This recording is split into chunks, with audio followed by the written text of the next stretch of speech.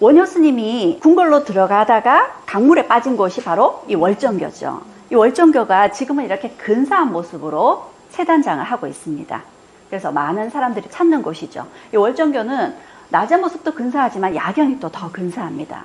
중국에 소림사가 있듯이 우리나라의 스님들의 무예를 하는 곳으로 많은 외국인들이 여기에 와서 선무도를 배우고 있는 곳입니다.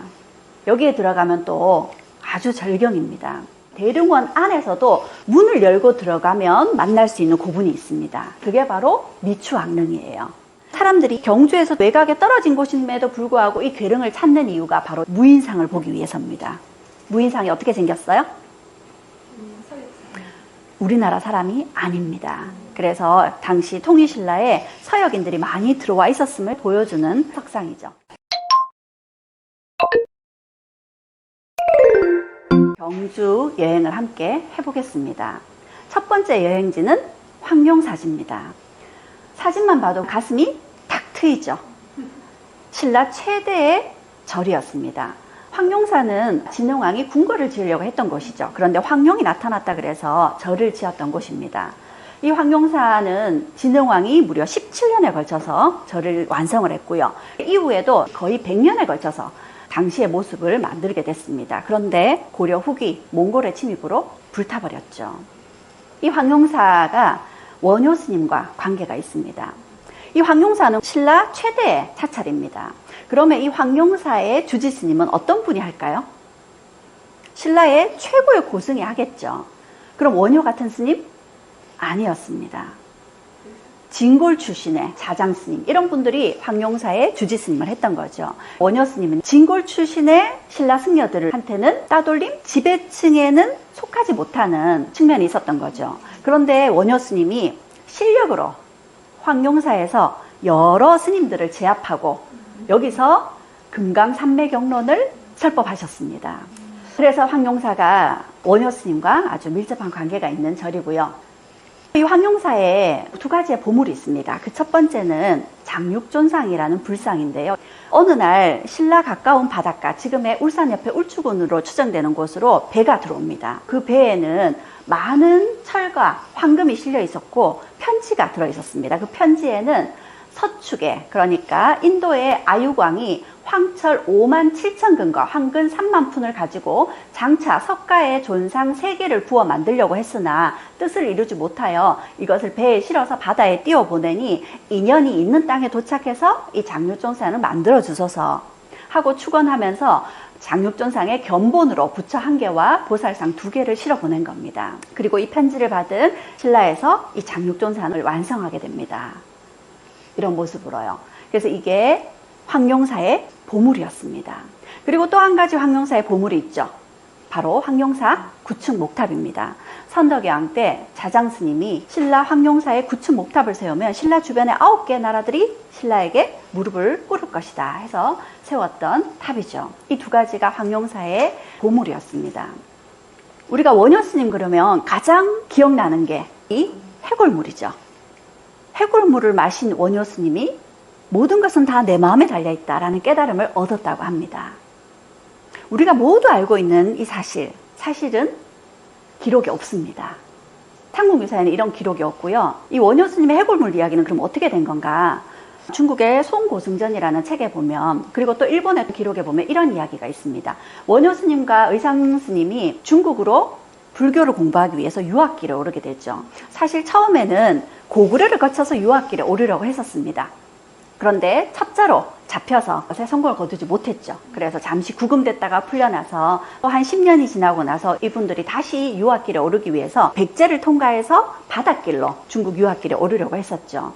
그 힘든 길을 가던 중에 밤이 늦어서 어쩔 수 없이 하룻밤을 묵어 가야 됐습니다. 마땅히 잘 곳이 없어서 이들이 동굴같이 보이는 곳에 들어가서 잠을 잤던 거죠. 그곳에서 아주 모처럼 편한 잠을 잤답니다. 그러고 아침에 깨어보니 거기가 자신들은 동굴이라고 생각했는데 그게 무덤 아니었던 거죠.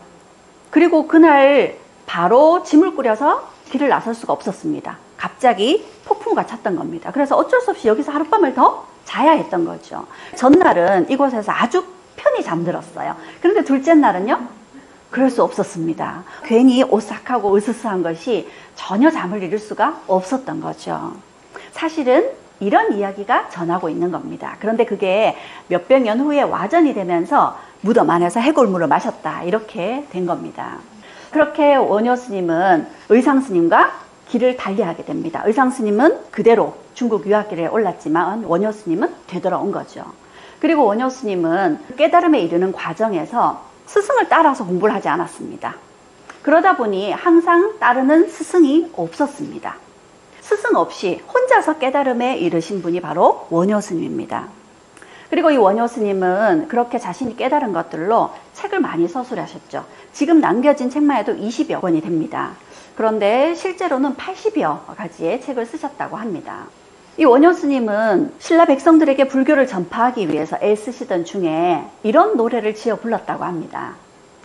그 누가 내게 자루 없는 도끼를 주겠는가? 내가 하늘을 떠받칠 기둥을 깎아보련다. 이런 이야기를 부르면서 다니셨는데 아무도 이 노래의 뜻을 알지 못했습니다. 그런데 이 노래가 뜻하는 의미가 무엇인지를 단번에 알아챈 사람이 있었습니다. 바로 태종 무열왕 김춘추였죠. 김춘추가 생각하기에는 원효 스님이 여인을 얻으면 이 신라를 위해서 큰 임무를 낳을 수 있겠다, 이렇게 생각한 거죠. 마침 남편이었던 화랑이 전쟁에 나갔다가 죽게 되면서 과부가 된 딸이 있었죠. 바로 요석공주입니다. 그래서 무열왕이 궁궐로 원효 스님 불렀어요. 원효 스님이 궁궐로 들어가다가 월정교라는 다리에서 그만 강물로 떨어지셨어요. 옷이 흠뻑 젖었죠. 이제 궁궐로 들어가는 길에 요석궁에서 옷을 말리고 머물게 된 거죠. 그리고 거기서 며칠을 머물게 되면서 이 요석공주와의 사이에서 아이를 갖게 된 겁니다. 그래서 태어난 이가 바로 설총이죠. 설총은 제가 지난 강의에서 이야기를 하기도 했었는데요. 이 설총의 무덤이 경주에 있습니다. 잘 듣지 못하셨죠? 오랫동안 알려지지 않다가 이 후손의 꿈에 설총의 무덤이 있다고 예언을 듣고 그 설총의 무덤이 있다는 곳 근처의 마을 사람들에게 자문을 구해봤더니 설총의 무덤 위치를 알려줬다고 합니다. 설총의 무덤 위치가 보문단지 쪽에 있습니다. 그래서 보문단지를 산책하다 보면 그 근처에서 설총의 무덤을 발견할 수 있을 겁니다. 원효 스님이 궁궐로 들어가다가 강물에 빠진 곳이 바로 이 월정교죠. 이 월정교가 지금은 이렇게 근사한 모습으로 세단장을 하고 있습니다. 그래서 많은 사람들이 찾는 곳이죠. 이 월정교는 낮의 모습도 근사하지만 야경이 또 더 근사합니다. 이 월정교의 우측편에 교촌 한옥마을, 그러니까 경주 채씨 종가가 있습니다. 그리고 요 경주 채씨 종가로 가는 길 쪽에 바로 요석궁이라는 곳이 있어요. 여기 요석궁이라고 적혀 있죠. 지금은 한정식 집입니다. 그런데 이 요석궁이 요석공주가 머물던 그 요석궁이다 라고 보는 사람들도 있고, 조금 더 들어가게 되면 바로 경주 채씨 종가가 있습니다. 그 자리가 요석궁이 실제로 있었던 자리다, 이렇게 주장하는 이도 있습니다. 이곳을 걸으면서 이 원효와 요석공주 사이의 사랑 이야기와 그 사이의 설총 이야기를 우리가 함께 나누면서 이곳을 둘러볼 수 있을 겁니다. 이렇게 원효 스님은 요석공주와의 사이에서 아이를 낳습니다. 결혼을 정식으로 한 건 아니지만 계율을 어긴 거죠. 파괴를 한 겁니다. 스스로 파괴를 했다고 하면서 법복을 벗어버리고 백성들 사이에서 술을 마시고 노래를 부르고 함께 어울려 놉니다.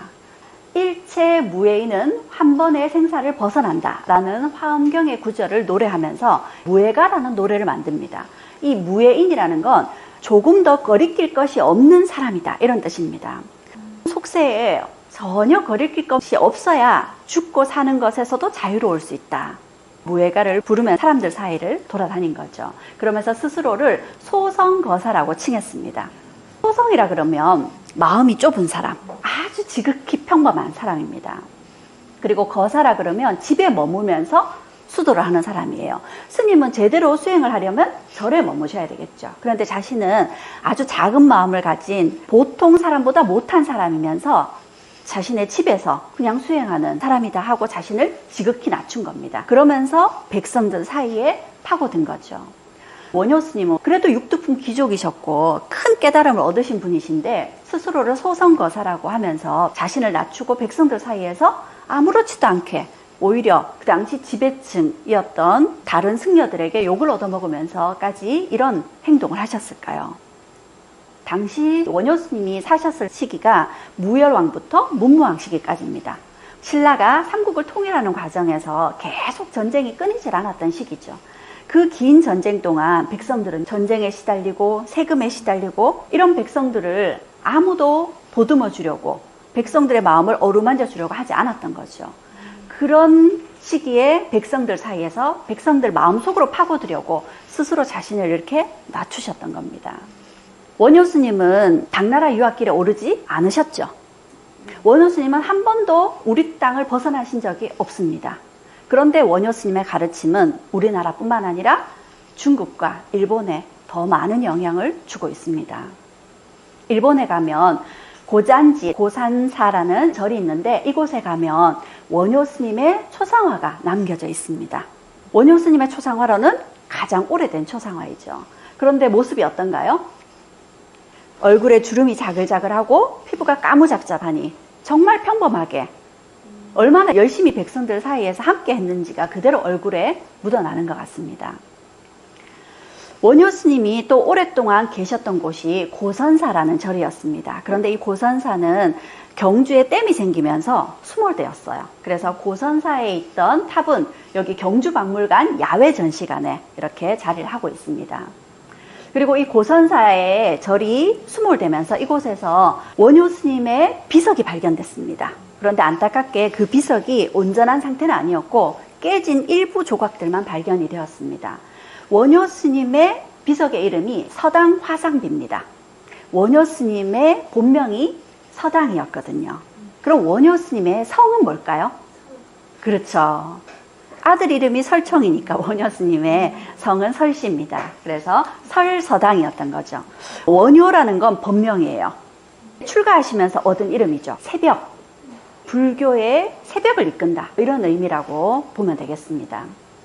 고선사에서 원효 스님이 했던 유명한 말이 삼국유사에 전하고 있는데요. 태어나지 말지니 죽는 것이 괴롭다. 죽지를 말지니 태어나는 것이 괴롭다.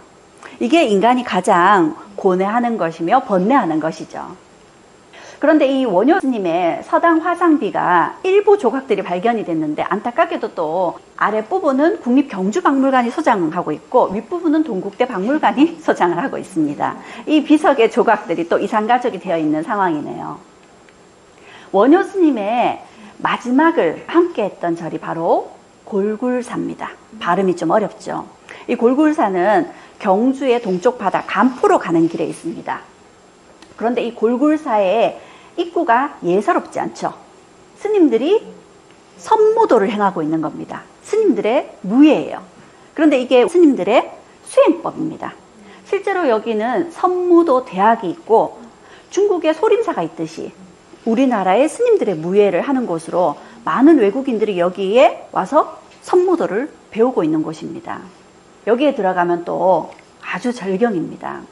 제일 위에는 마의 불상이 조각이 되어 있는데 보물로 지정이 되어 있기도 하고요. 바로 이곳. 여기가 바깥으로 봤을 때는 불당인 것처럼 보이지만 안을 들어가 보면 석굴이에요. 자연적인 석굴 사원이죠. 이곳에서 원효 스님이 열반에 드셨습니다. 그래서 원효 스님의 마지막을 함께 한 곳이 이 골굴사에 있습니다.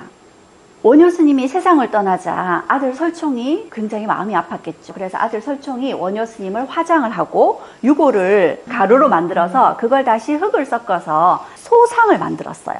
흙을 섞어서 원효 스님 모습을 빚었어요. 그런데 채색을 하지 않은 것을 소상이라고 합니다. 그렇게 소상을 만들어서 분황사에 아버지 소상을 모셔놓고 아버지에게 예를 올렸습니다. 그런데 하루는 설총이 분황사에 있는 원효 스님의 소상을 보면서 예를 올리자 원효 스님의 소상이 이렇게 보고 있다가 고개를 돌렸다고 합니다. 얼마나 놀랐을까요? 원효 스님의 소상이 왜 고개를 돌렸을까요? 아마도 아들을 보고 싶은 마음에 고개를 돌리신 거 아닌가 했는데 그 소상이 고개를 돌리고 이련 스님이 삼국유사를 쓰실 그때까지도 고개를 돌리고 돌아본 그대로 분황사에 모셔져 있다고 했었습니다. 안타깝게도 지금은 그 모습이 남아있지 않고요. 그렇게 원효 스님 돌아가시고 나서 설총이 원효 스님의 소상을 만들어서 예를 올린 곳이 바로 이 분황사였습니다. 분황사는 선덕여왕이 세운 사찰이죠. 그리고 분황사는 몽골의 침입 때도 화를 입었고요. 다시 만들어졌다가 임진왜란 때 또 큰 화를 입었습니다. 그래서 지금은 당시의 그 웅장한 모습은 많이 잃어버린 모습이지만 분황사에 있는 이 모전석탑만큼은 신라에서 가장 오래된 석탑으로 지금도 그 웅장한 모습을 자랑하고 있습니다. 그리고 이 분황사의 모전석탑 바로 정면에 보면 이렇게 생긴 우물이 있습니다. 우물은 보통 돌을 쌓아서 우물을 만들죠. 그런데 이 우물은 화강암이라는 큰 돌이에요. 그 큰 돌에 구멍을 내고 그걸 깎아서 이런 우물을 만든 겁니다. 화강암은 정말 단단한 돌이거든요. 그런데 이걸 이렇게 깎아서 우물을 만들려니 얼마나 힘이 들었을까요? 폭이 1m 가까이 됩니다. 제가 조금 이따 원성함과 관련된 이야기를 들려드릴 텐데 바로 이 우물 이야기가 또 나옵니다. 이 우물이 그때 그 모습을 그대로 간직하고 있는데 지금은 아니지만 얼마 전까지만 하더라도 관람객들이 여기서 우물을 길어 먹었다고 하니 이 우물은 벌써 1000년이 넘은 우물인 거죠. 지금까지 원효대사와 설총에 대한 이야기를 따라서 황룡사와 월정교 그리고 골굴사와 분황사를 같이 둘러봤습니다. 대릉원에 다 가보셨죠? 두 번째 코스는 대릉원입니다. 대릉원에 가면 뭐가 있나요?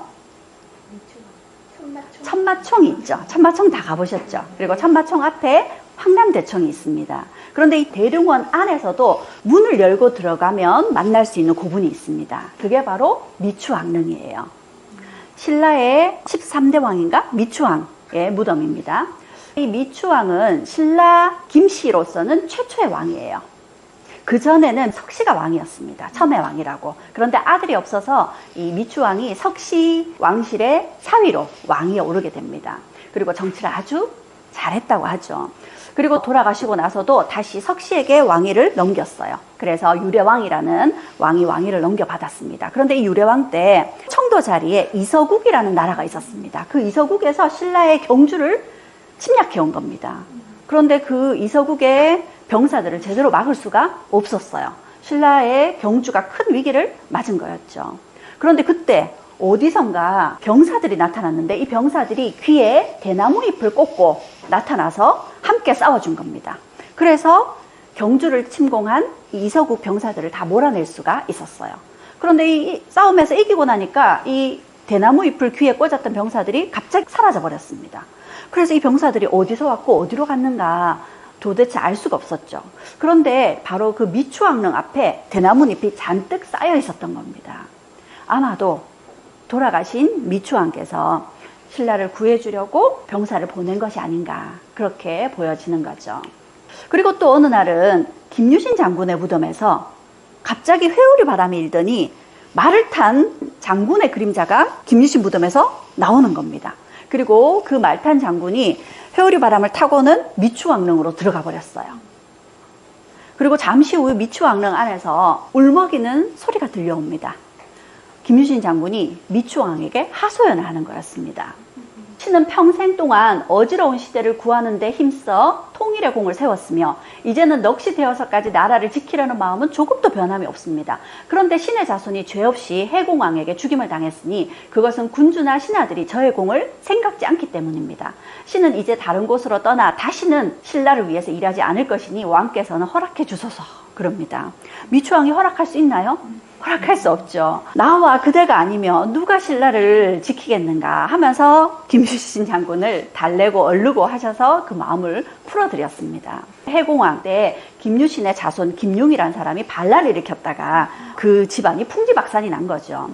그런데 다행히 해공왕이 사람을 보내어서 김유신 장군의 무덤에 사과를 하고 또 그 후손들의 명예를 회복시켜줬다고 합니다. 그럼 김유신 장군이 왜 미추왕릉을 찾아갔을까요? 이후의 신라 왕들은 대부분이 김씨였죠. 그래서 김씨 왕의 시조였던 미추왕을 찾아가서 하소연을 했던 겁니다. 여기가 바로 김유신 장군의 무덤입니다. 우리가 경주 가면 많은 왕릉들을 볼 수 있지만 김유신 장군의 무덤이 제가 봤을 때는 경주에서 거의 몇 손가락 안에 드는 가장 넓은 터에 가장 신경을 써서 만든 무덤이라는 생각이 듭니다. 이렇게 미추왕 이야기를 따라서 대릉원의 미추왕릉과 김유신 장군묘를 함께 둘러봤습니다. 마지막 이야기는 괴릉 이야기입니다. 이 괴릉은 경주 외곽에 있는데 조선 왕릉을 보듯이 제대로 격식을 갖춘 굉장히 근사한 무덤입니다. 무덤을 쓸 때 시신을 놓는 관을 괴어놨다 그래서 괴릉이라고 불러요. 이 괴릉은 원성왕의 무덤으로 추정을 하고 있습니다. 이 원성왕이 꿈 해몽을 잘해서 왕이 된 사람입니다. 이 괴릉을 좀 다른 측면에서 찍어본 사진인데요. 괴릉의 앞에 이렇게 괴릉을 지키는 석수가 있고요. 문인상이 있고 무인상이 있습니다. 사람들이 경주에서 외곽에 떨어진 곳임에도 불구하고 이 괴릉을 찾는 이유가 바로 무인상을 보기 위해서입니다.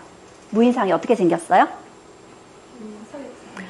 우리나라 사람이 아닙니다. 그래서 당시 통일신라에 서역인들이 많이 들어와 있었음을 보여주는 석상이죠. 이 원성왕의 본명은 김경신이었습니다. 재상 밑에 있는 사람이었어요. 신하로서 첫 번째 자리는 아니었습니다. 2인자였어요. 근데 이 김경신이 꿈을 꿨습니다. 꿈에 복두를 벗고 흰 삿갓을 쓰고는 12현의 가야금을 들고 청관사라는 절의 우물 속으로 들어가는 꿈을 꾼 거예요. 예사롭지 않죠. 그래서 꿈을 해몽하는 사람을 불러다가 해몽을 부탁했습니다. 그러자 이렇게 이야기를 합니다. 머리에 복두를 벗었다는 것은 벼슬에서 쫓겨난다는 얘기다. 그리고 12현의 가야금은 칼을 쓰고 감옥에 갇힌다는 예언이다. 그리고 우물 속에 들어갔다는 말은 감옥에 들어갈 꿈이다 하고 예언을 해줍니다. 그러니 굉장히 겁이 났겠죠. 그래서 김경신이 집 밖을 못 나갑니다. 김경신이 두문불출을 하고 있으니까 김경신 밑에 있는 아참벼슬의 아랫사람이 김경신을 찾아왔어요. 도대체 왜 안 나오십니까? 했더니 김경신이 자신이 꿈꾼 이야기를 해줍니다. 그러자 꿈 이야기를 듣고 이 아참벼슬에 있는 사람이 김경신에게 큰 절을 하더니 자신이 제대로 꿈 해몽을 해주겠다고 합니다. 그러면서 이렇게 이야기를 합니다. 꿈에 복두를 벗었다는 것은 이제 내 위로는 사람이 없다는 얘기고, 흰 갓은 왕관을 뜻합니다. 12현의 가야금은 당신이 미추왕의 12대손 왕이 될 거란 얘기고요. 우물은 궁궐로 들어간다는 얘기입니다. 왕이 될 거란 얘기죠. 그러니까 김경신은 그럴 리가 없는데 왜? 자기가 1인자가 아니죠. 지금의 왕 밑에는 김주원이라는 당시 재상이 있었습니다. 그 사람이 다음 왕이 후보였던 거죠.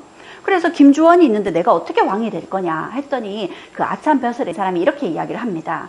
북천, 북쪽에 있는 하천의 신에게 제사를 몰래 지내십시오. 그래서 시키는 대로 했어요. 그리고 당시에 왕이었던 선덕왕이 죽게 됩니다. 그러면 그 다음 왕위에 오를 사람은 김주원이었죠. 김주원이 궁궐로 들어가서 왕위 즉위식을 하면 됩니다. 그런데 이 김주원의 집이 북천 너머에 있었어요. 비가 많이 와서 북천이 범람을 한 겁니다. 궁궐로 들어올 수가 없었고 그때를 틈타서 김경신이 궁궐로 들어가서 왕위 즉위식을 한 거죠. 그렇게 왕위에 올랐습니다. 그 인물이 바로 원성왕이었던 거죠. 아주 대단한 꿈을 통해서 왕위에 올랐기 때문에 정치도 꽤 잘했습니다. 이 원성왕 10년쯤 됐을 때 여인 두 사람이 와서 이렇게 하소연을 합니다. 자신의 남편들은 못에 있는 용이다. 그런데 중국에서 온 사신이 자신의 남편들, 못에 살고 있는 용을 물고기로 만들어서 갖고 가버렸다고 합니다. 그리고 그 두 마리 용과 함께 아까 분황사에 우물이 있었죠. 그 우물에 살고 있는 용도 물고기로 만들어서 이 용 3마리를 물고기로 만들어서 중국으로 가져가려고 합니다. 그랬더니 원성왕이 그 말을 듣고 경주에서 중국으로 가려고 가는 사신들을 쫓아가서 하양쯤에 이르렀을 때 그 사신 일행을 잡았다 그래요. 그리고 사신에게 너희들은 어찌하여 우리나라의 용 3마리를 이곳까지 데리고 왔느냐. 만약 사실대로 말하지 않으면 사형에 처하겠다 하고 윽박질러서 그 용을 되찾았다고 하죠. 이번에는 원성왕 이야기와 함께 원성왕의 무덤, 괴릉을 함께 살펴봤습니다. 경주 구석구석을 다 돌아보면 좋겠지만 몇 군데만 살펴봤는데 그곳이 여기 황룡사지와 분황사였고요. 그리고 또 여기 대릉원에 있는 미추왕릉 같이 살펴봤습니다.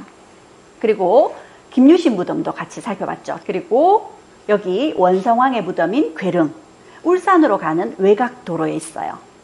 그리고 그 밖에도 경주 향교가 있고 채씨 고택이 있는 여기가 월정교가 있는 곳입니다. 그리고 여기 고문단지가 있는 쪽에 설총의 무덤이 있고요. 그리고 원효스님 간포 가는 길에 있는 골굴사에서 열반에 드셨죠.